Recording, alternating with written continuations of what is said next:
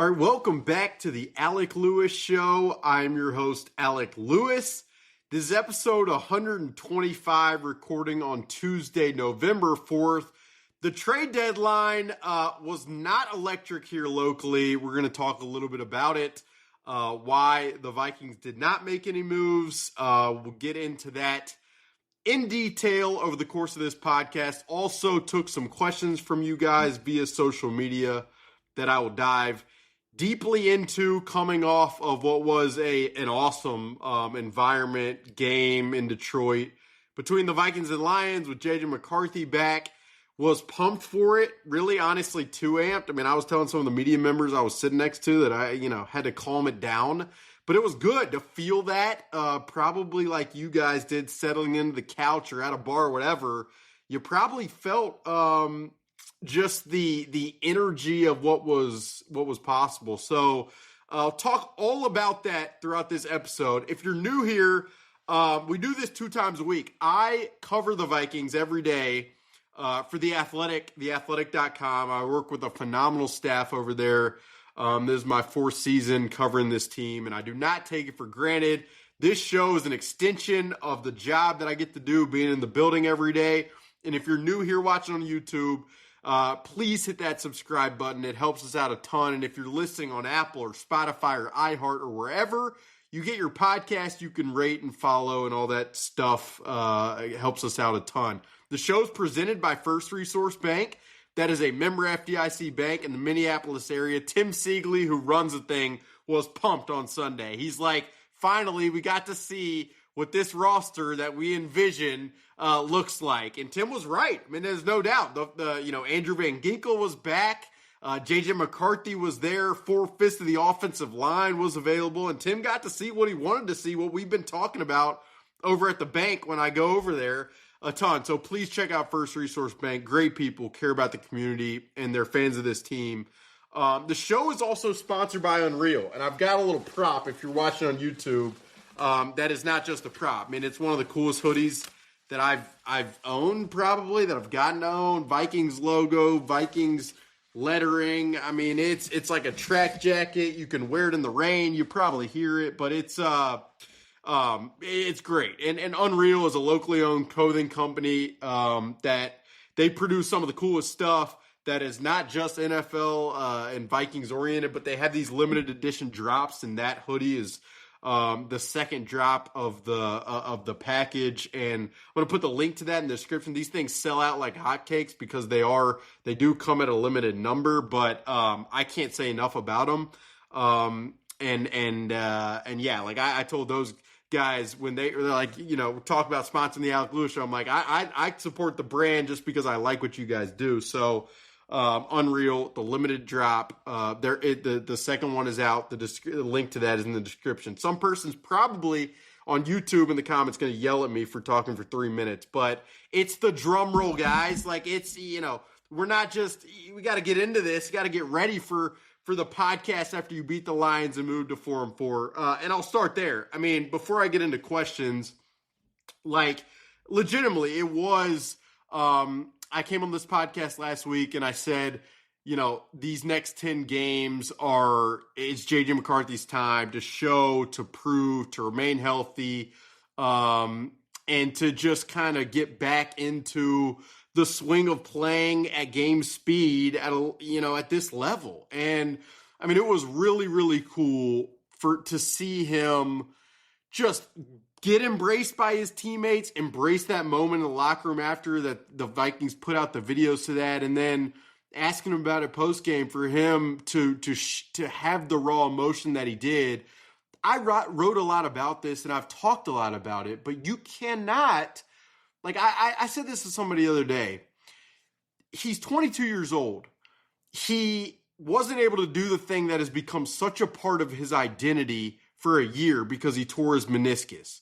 And although he was in the building and Kevin O'Connell met with him for an hour, I mean, there is a difference between that and being the quarterback and being a part of a team, which is how it's always been for him. And so that had, he's talked about how hard it was. Then you enter this season, there's all this hoopla, you're hyped to no end.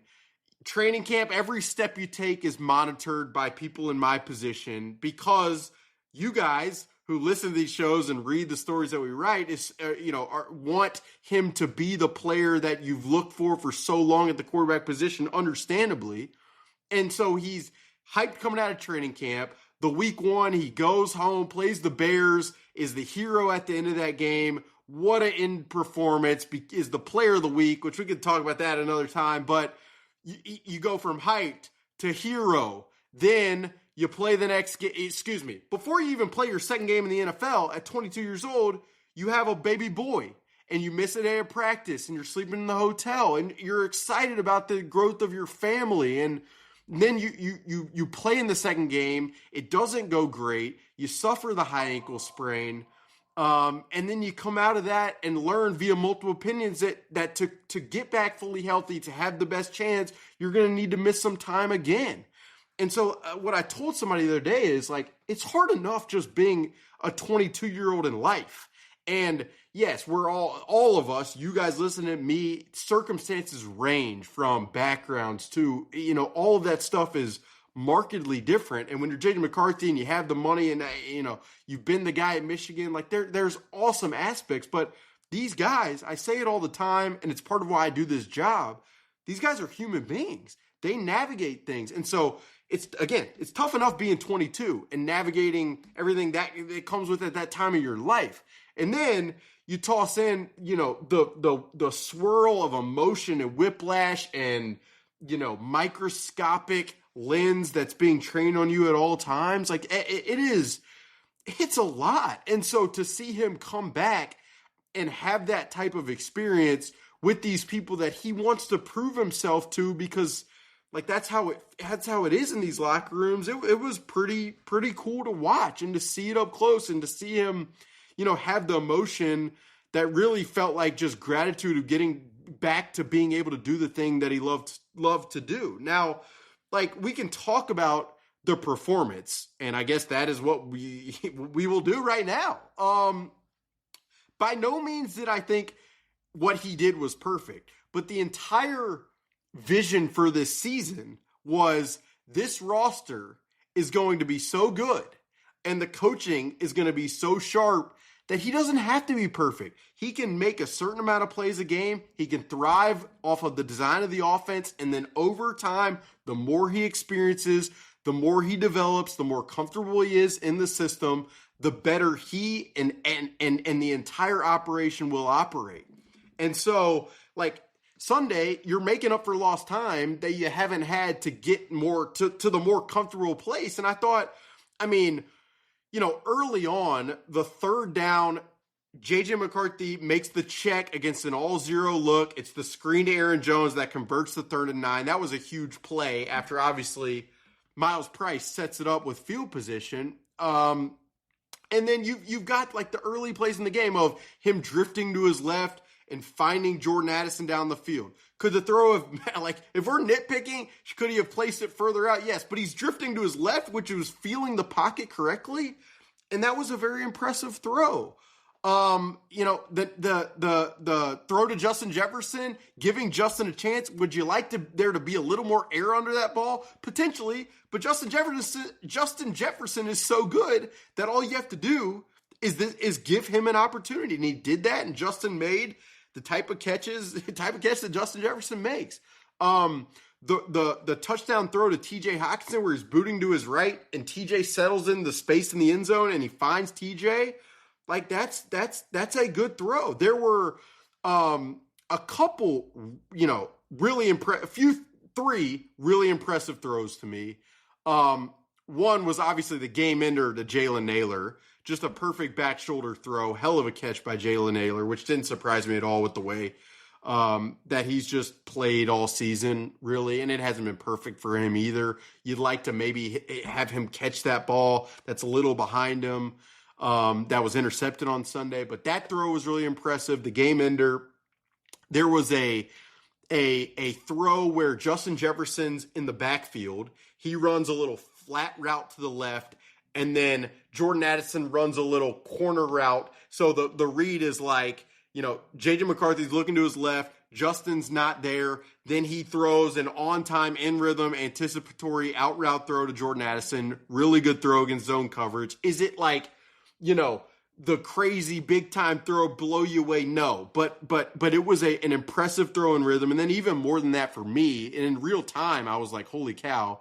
From the left hash, Justin Jefferson runs this, what they call it, a shake route, where you don't have a lot of guys who press vertically, look like they're darting to the post, and then carve it down to the right the way that Justin Jefferson did. And J.J. McCarthy on that throw from the left hash to the opposite sideline throws an anticipatory ball to Justin Jefferson. And so those three, I thought were really impressive. Again, by no means was it perfect.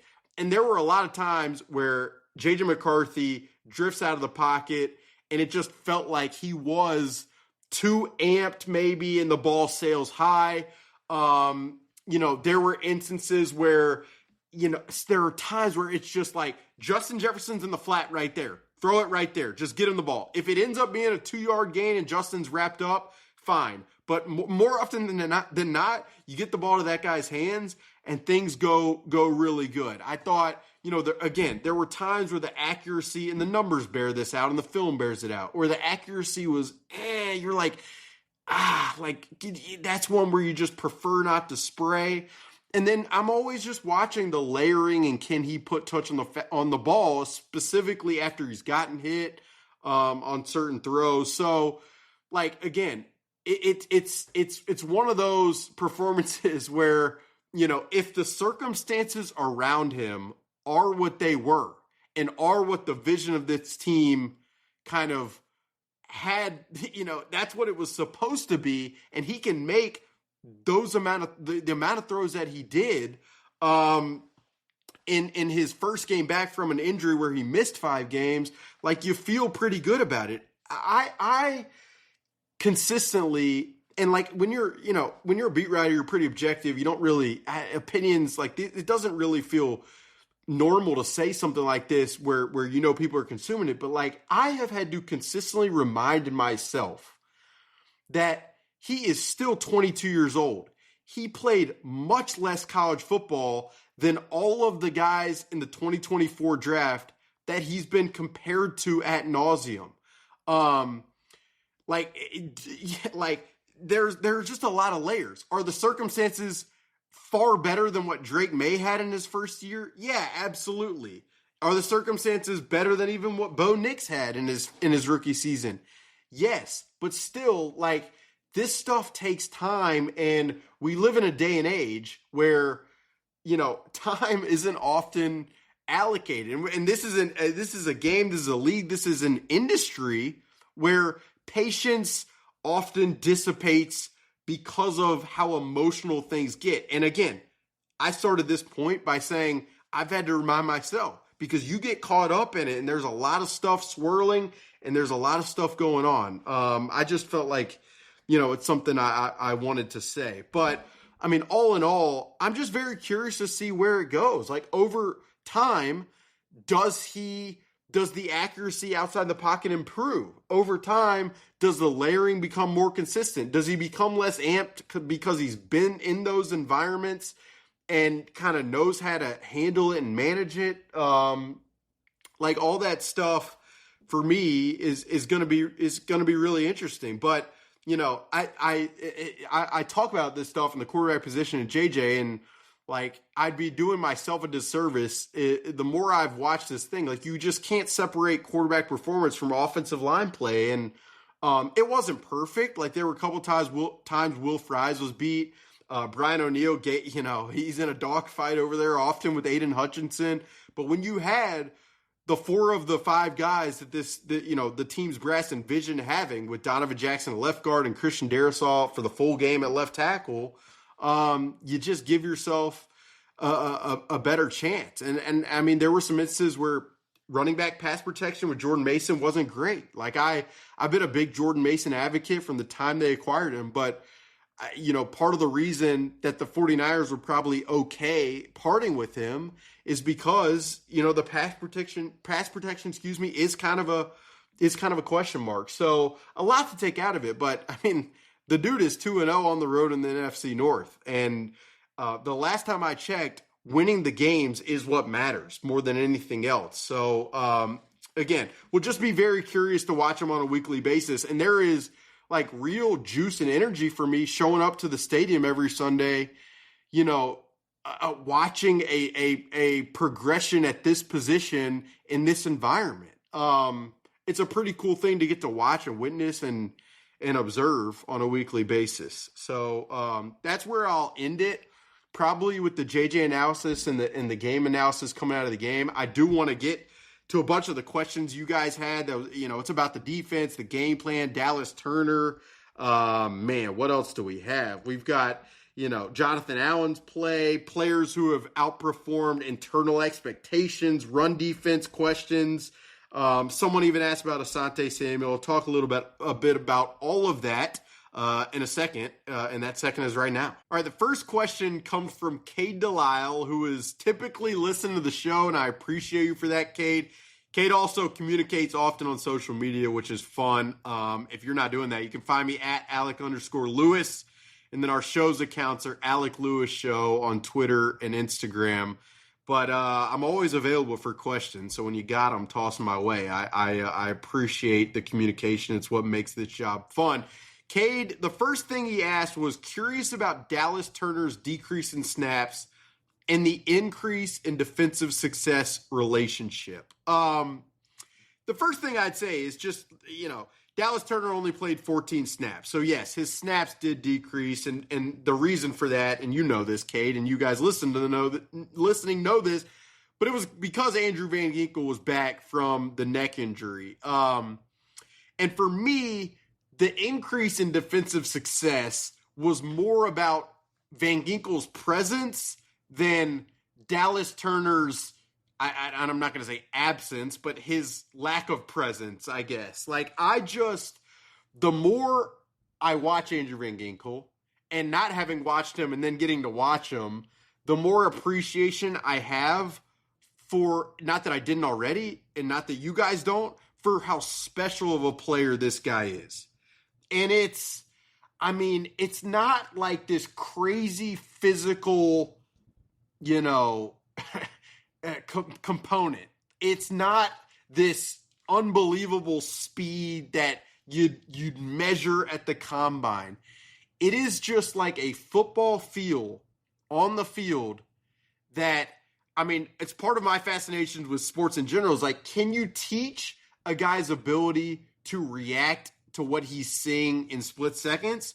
Or is that just an innate, mental strength that certain guys have? You watch Andrew Van Ginkel, and it's often like, is he a cyborg? There's a play in the game where he's rushing the pass on the left side of the line of scrimmage, and he sees Jared Goff's eyes. If you're watching on YouTube, you'll see me do this. Go from right toward the middle of the field. And Van Ginkel just pulls off from pass rushing on the left side and floats over, following Jared Goff's eyes, and almost tips the pass in midair, which is, you don't see stuff like that. There's another play where he spins into a stunt, and he's rushing the passer on Penei Sewell on the left side, and then he spins, and you're like, whoa. And it just so happens that the spin opens up a lane for Jalen Redmond to come around and create a sack. And you watch the play and you're like, is he just ad-libbing, or was that planned? Turns out it was planned. So not surprised with the Viking staff that they would be creative enough to think that he could execute that. But the other aspect that I want to talk about, and I'll get to Dallas Turner, Cade, but with Andrew Van Ginkel, is so much of the Vikings game plan on Sunday against the Lions necessitated Andrew Van Ginkel. And you guys might be like, why? Well, so much of what the Vikings did was on some key downs, they would drop the edge rushers into this underneath zone, and then they would blitz the off-ball linebackers straight up the middle through the interior, causing problems for the Lions' interior offensive line and for the Lions' running backs in pass protection. And so you guys might be like, why do you need Van Ginkel for that? You could drop edge rushers all the time. Well, part of the reason Andrew Van Ginkel is so, you're so confident dropping him from the line of scrimmage is because he's so good in coverage that he erases those underneath routes with the feel of knowing who's running in front of him, behind him, and where the quarterback's eyes are. And so, like, not only are you occupying space, but you have a guy who has feel in that space to adapt on the fly. And so that was so much of the game plan. And then, I mean, beyond just an extension, I'm going to get a little bit more to this, but like when you have the off-ball linebackers blitzing with the success they have, and you have, you know, the edge rushers dropping who can erase that space, you have a pretty freaking good game plan, especially when you haven't shown anything like that. And you have a quarterback who's not really evading in the pocket. So I just, like, Andrew Van Ginkel, it's cyborg stuff. It's like X-ray vision. He's like, Andrew Van Ginkel is like, it's almost as if he's playing with whatever in Spy Kids or that movie where you got that one side glasses that just like identifies everything. That's how it feels like Andrew Van Ginkel plays the game. And so again, Cade, back to the initial question, the defensive success was so much more for me about just him being present than it was Dallas Turner not being in there. Now, I've written about Dallas Turner and I've talked a lot about him. I feel like this season, just as a player, not taking into account draft position, all this stuff, like he's been solid. He's definitely explosive off the line of scrimmage. He's able to drop off the line of scrimmage and play in coverage. He's set the edge. He's improved at that area of the game, I feel like. And the effort is there with him. But again, and I said I want to remove the draft position. I mean, it's pretty difficult in the total calculus to remove that in terms of what the Vikings allocated to acquire him in the total evaluation. You would hope that he's like changing the game. And the way I've described it is, and I talked to an executive that I'm close with, in the AFC about this. And it's like, when you're talking about guys and how dynamic they are, it's like, if you're the opposing coordinator, is that a guy you're standing before your players in the meeting room being like, we're putting the bullseye on this guy because of how much he can change the game. With Jonathan Grenard, you can tell with how much opposing offenses are chipping him and mindful of where he is that's the case. With Andrew Van Ginkel, with the lack of screen passes you're seeing to his side, that's the case. With Dallas Turner, I just don't think he's there yet. And again, he's also young. It's still year 2 for him. You gotta have patience and time, while also understanding that when you acquire a player with the amount of draft capital they did with Dallas Turner, there's a tug of war, push-pull with allocating time, being patient, but also wanting it.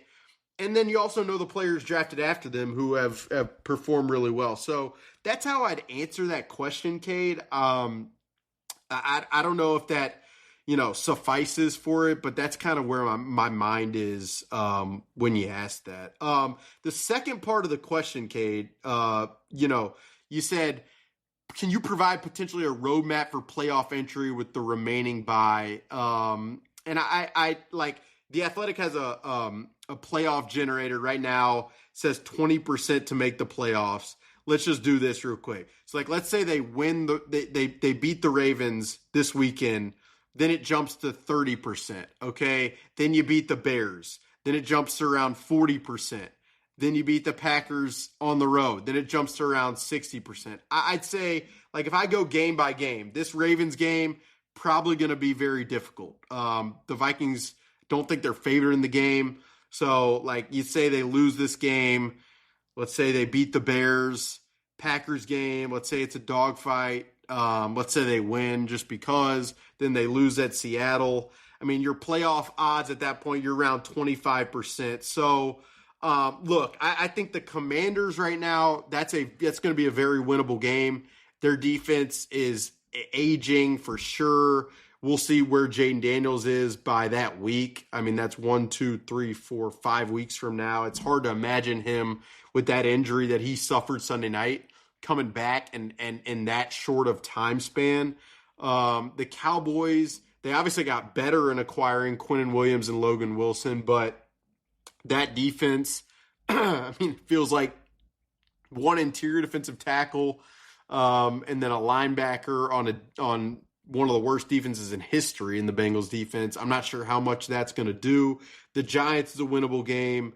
All the division games I expect to be close. I mean, like, rarely over the course of Kevin O'Connell's time here have they just gotten obliterated in the division games. Obviously, there was the Packers game at home with Jaron Hall as the starter. There was the Week 18 game last year against the Lions. But even that game, I mean, you're a couple red zone opportunities from it being close. So I told a buddy before this recent stretch, like I kind of expect the Vikings to win some games that you wouldn't think they might win, lose some games that you might expect them to win.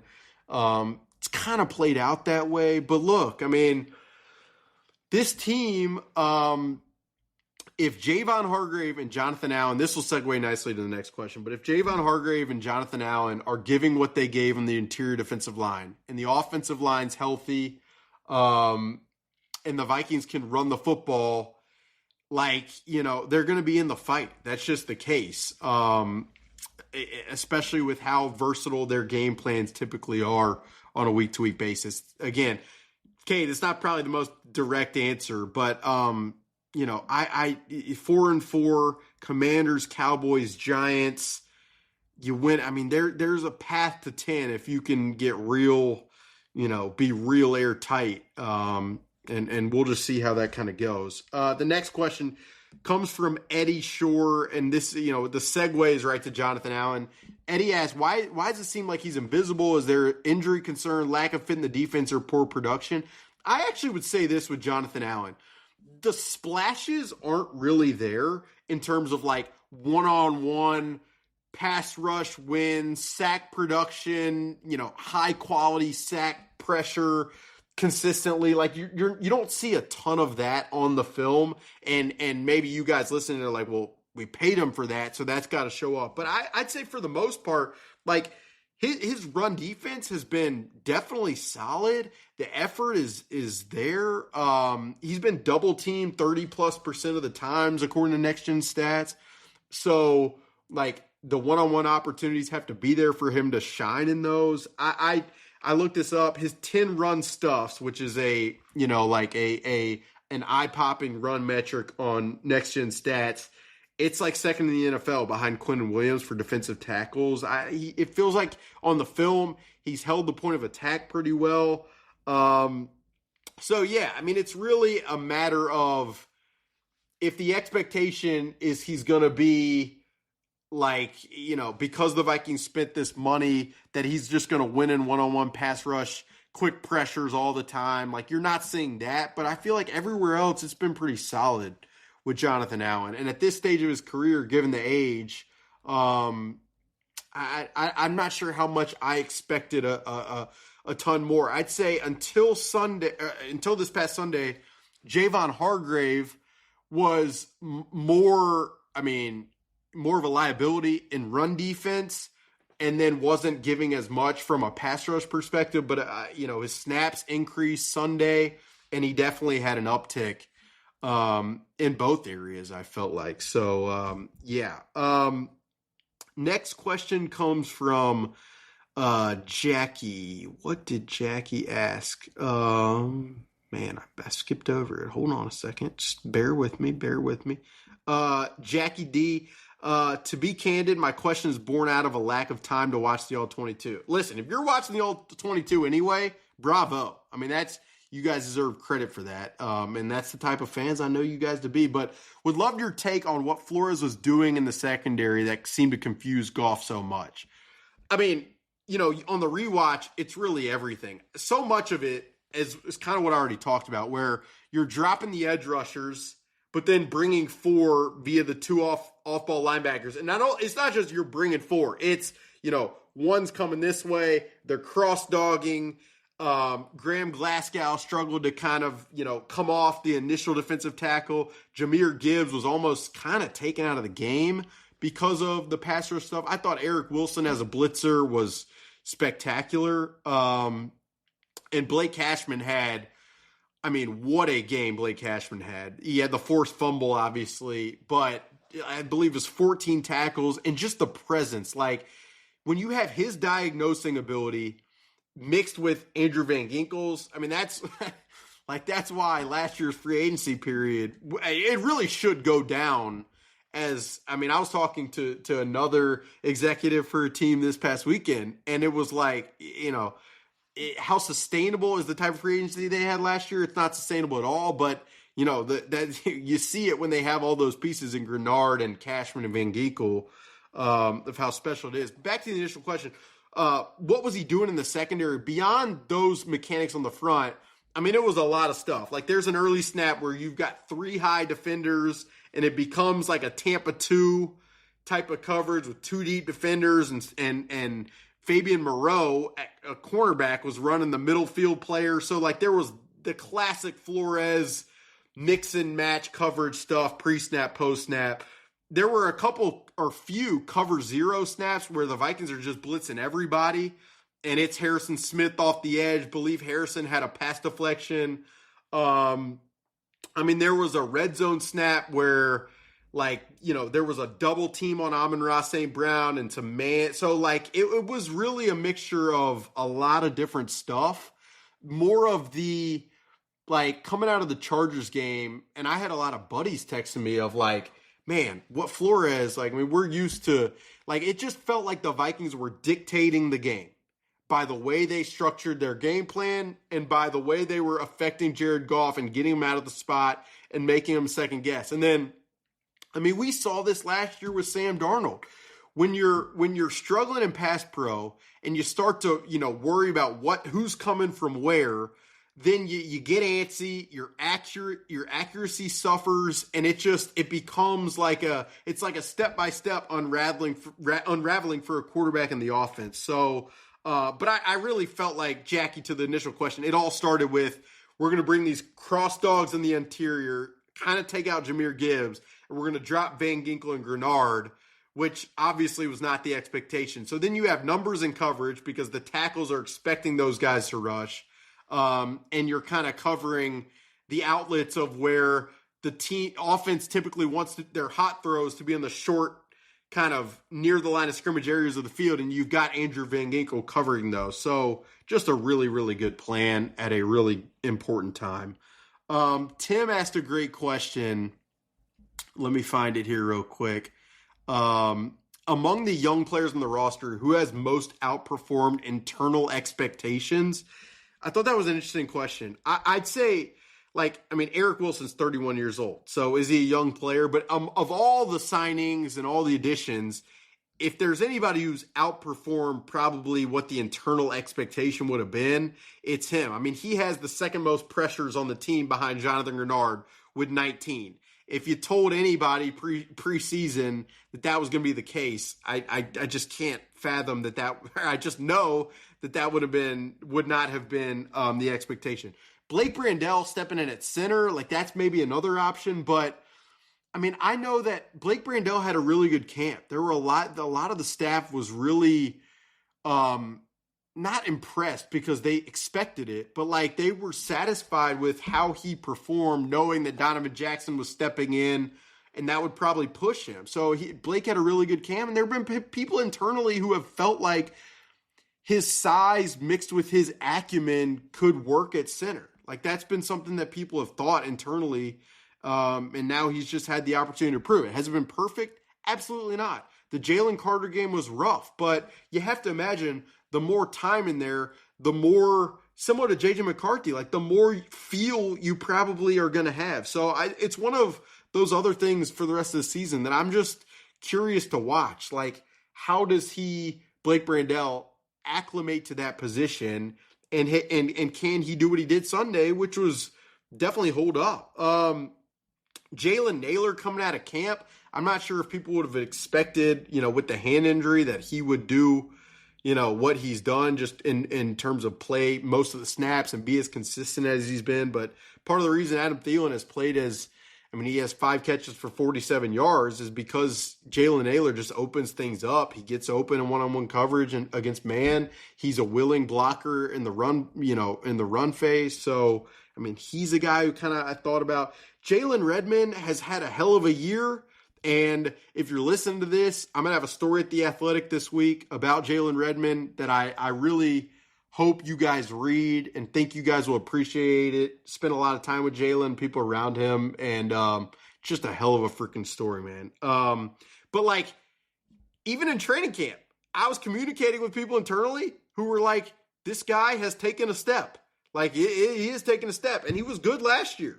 So, not sure how much that surprises. And then Levi Drake Rodriguez, there was optimism too. Now, the numbers on his run stopping ability blew me away. I mean, it's up there with some of the best in the NFL among defensive tackles. So, I'm not sure if the tape validates those numbers. That's why it's so important to watch the tape and kind of pair those two together. But yeah, I mean, he's been good. Purple Nurple asks, was our improved run defense due to schematics or just guys playing better? More than anything, it did feel like it was just fundamental technique. The coach speak that Brian Flores has used a lot, but is true. Like, felt like the linebackers flowed really well to the ball. The interior held the point of attack, specifically Javon Hargrave. There was a lot of strong side, Jalen Redmond kind of playing the end next to Andrew Van Ginkel. And so though that is a schematic decision and the mechanics of that definitely played a role. But I'd also be remiss if I didn't say that, like, the Lions interior is a question mark. It has been, it will continue to be. But Glasgow at center, Tate Ratledge, the rookie at right guard, Christian Mahogany, the former 6th-round pick from last year. Like, I mean, if you looked at any of the advanced metrics before that game, the Lions' run offense has not been nearly what it's been in the past. And so much of that, for me, it feels like an offensive line conversation with the run game. So I don't like, and look, the Vikings were really good in run defense, so it's not taking anything away. It's something I do want to mention. Couple more here. Someone asked about Byron Murphy. Thought that was a good question. Let me try to find it specifically. Let's see. Yeah, Carl Johnson. He's asking why does Byron Murphy taking a decline? I'd say, the missed tackles have stood out more than anything else. There have also been, I mean, look, I guess I say that. A.J. Brown got him in one-on-one coverage. Amon-Ra a couple times Sunday. Part of me thinks the Vikings are playing more coverages, not specifically man, but just like more matchy stuff where it looks more man to where you can get a little more exposed as a corner. So that's part of it. I'd also say, like, I know it's 9 games and Byron Murphy has played every game, but I just kind of want more sample. I think there have been a few pretty loud plays that stand out. And then I also just think, like, when you're not stopping the run defensively and you're in some situations, it's just really hard. So I'm not covering for Byron Murphy. I do think the cornerback position is something, we've talked about going back to the training camp. The Vikings did not make a move today, even though there were I tweeted this. There were considerations made, and that was one of the positions that I was watching pretty closely. I want to do more just, evaluating Fabian Moreau and how he looked Sunday. But I wrote this too. The Vikings only play with 3 cornerbacks on the field like 20% of the time. And so, like, that's not a position that you really need to allocate major draft capital, major spending money for depth specifically. I'll say that for depth when that's the case. That's not to say that if the Vikings don't feel like they need an ad, they won't do that. And that leads us to the final question, which has been asked before, and we've talked about it before, but after the trade deadline and with the reporting of that Jeremy Fowler had that Asante Samuel has kind of been cleared after spinal fusion surgery. Excuse me. Tom Gers asked, any interest in Asante Samuel? Well, if you're asking me, like, I'm fine with that, sure. But if you're asking about the Vikings' interest, look, like, it sounds like he's going to take some visits. I really don't want to get aggregated. A little tired of it. Even though I respect what those guys and girls, if they are girls, do. But I mean, look, the Asante Samuel Jr. one is interesting. We'll start with this. Again, he's coming back from spinal fusion surgery. It's probably pretty difficult when you haven't had a training camp to come back from that and be thrust right into the fire. So, like, what are the odds this guy can just ramp up and be thrust into game and you have a lot of confidence there? Like, that's the first question mark that I would have, and that people internally, I'm sure, would have. The other aspect is he has not been an exceptional tackler on the edge. And I know, like, with the question about Byron Murphy, that's obviously something on the minds of you guys probably. And like, it's obviously going to be an emphasis internally. And so that would be a question mark with him. Now, I'll say this about Asante Samuel Jr. He reads it out well. He can play man zone. Like, you know, I don't, he's represented by David Mulligetta. I don't know what his asking, David Mulligetta, for the uninitiated, David Mulligetta is one of the most prominent NFL agents, and has a ton of clients. And so, yeah, like, what is Asante Samuel Jr. going to want, and what is the market going to look like? If it's like a very minimal signing, total prove it, and you're bringing in a 26-year-old and allowing him to ramp up, and maybe you need some depth by week 14, like, that would totally make sense. If it's a $6 million type signing where you're having to allocate more dollars knowing what's coming down the pipe from a cap perspective, like, then, you know, I can't imagine that the Vikings would jump at something like that in the event of some serious injury. But, like, there's reasons why, and again, this is purely speculation, so I mean, you can aggregate it, whatever, but, like, there's reasons definitely why I would understand the Vikings doing that. There's also, if the cost got to a certain place, I think there's reasons, you know, why they wouldn't. The Vikings have been very open about the fact that, you know, they felt comfortable in their cornerback room going back to training camp. And obviously Jeff Okudah has, you know, Jeff, it's not been, you know, his performance has struggled at times. He's also right now dealing with a concussion. And that is always something that is, you know, you got to be mindful of. But that's kind of how I'd lay out the Asante Samuel Jr. situation. From a defensive scheme fit, like, it makes sense to me. From an age perspective, it makes sense to me. The Vikings have not been afraid to sign players coming off of injury, even though this is a very different injury in a spinal fusion. So from that respect, it makes sense to me. But have I heard anything about it? No. Is it pure speculation from me? Yes. Is it worth talking about? I think it's worth, you know, having this conversation about. And then we'll see. Like, if the Vikings brought him in for a visit, then the conversation would obviously ramp up. But yeah, that's about it for the questions. I thought they were great. Thank you guys for tossing my way on social media. Again, if you're not following, at Alec_Lewis on Twitter, at Alec Lewis Show on Twitter, Instagram, you can find us there, and we appreciate that. Thanks for being here. Thanks for listening to the show. Episode 125, presented by First Resource Bank, sponsored by Unreal, where you can find hoodies like this one, if you can even hear me anymore, but I'm showing it on YouTube. It's a beautiful hoodie. I don't wear these you know, Viking stuff because I'm an objective journalist, but I've got friends chomping at the bit for these hoodies, trying to allocate them the right way.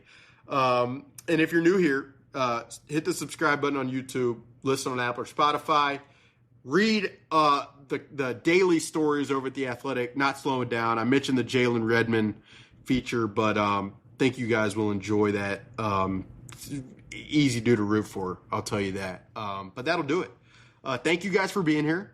We'll have another show later this week previewing the Ravens game after I do my film deep dive, look at the metrics, all of that nerdy stuff that they pay me to do. But yeah, thank you guys for being here, talk to you very, very soon.